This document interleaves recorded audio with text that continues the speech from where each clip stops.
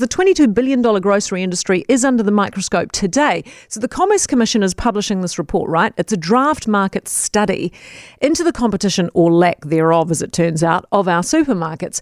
The government says we have one of the most concentrated retail grocery markets in the world.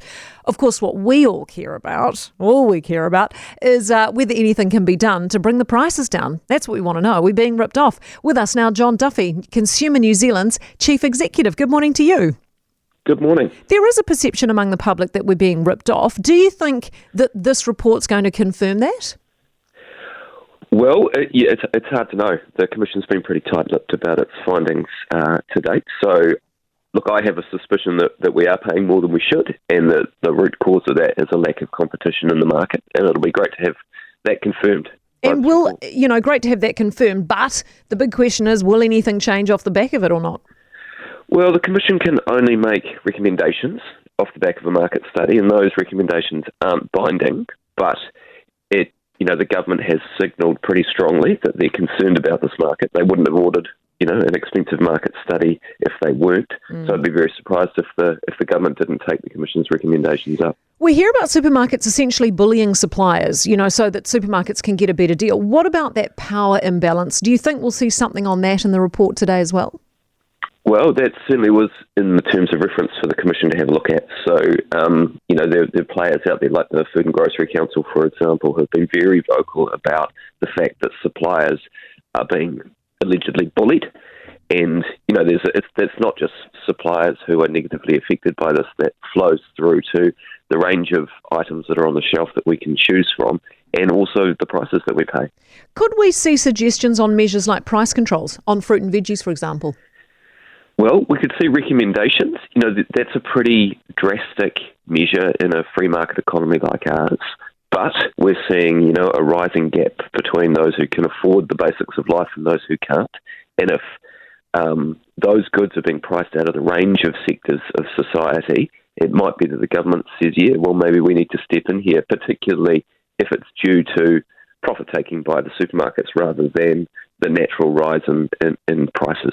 It'll be a pretty big move for the Commission to recommend that a new competitor needs to enter the market, right?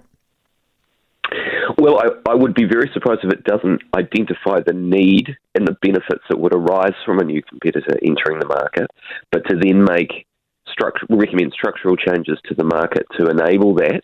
That's quite a big call, but I don't think it's beyond the realms of possibility. Would you be worried if you today were the boss of Countdown or Foodstuffs? Would you be sitting there thinking, or will this all be water under the bridge for them? Look, I don't know. I don't know what dealings they've had with the Commission through this process, and I don't know how, certainly reading their submissions, they're really confident that there's a vibrant and competitive retail supermarket sector in New Zealand. I don't necessarily buy that argument, but if they're confident that what they're saying is true, then maybe they'll be feeling fine. They do say, Foodstuffs and Countdown, that they are facing increased competition from places like, Uber Eats, takeaways, My Food Bag, all those food kit things and restaurants. I mean, do you have some sort of sympathy for that? Look, all these big players that they've identified in their very broad definitions of the market are very, very minor players, and the Commission will confirm that when they define the market and who's competing in it. That's one of the good things about the analysis that the Commission will do.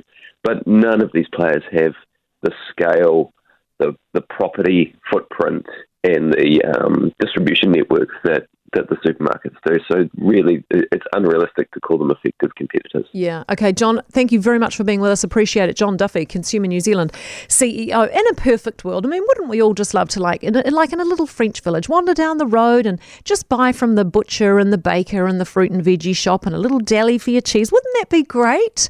But you don't often have all that in your area. You're probably going to pay a premium for artisan type product. And out of convenience, we're sort of forced to just end up in a whopping great supermarket, battling it out with everybody else. I find myself in one virtually on a daily basis.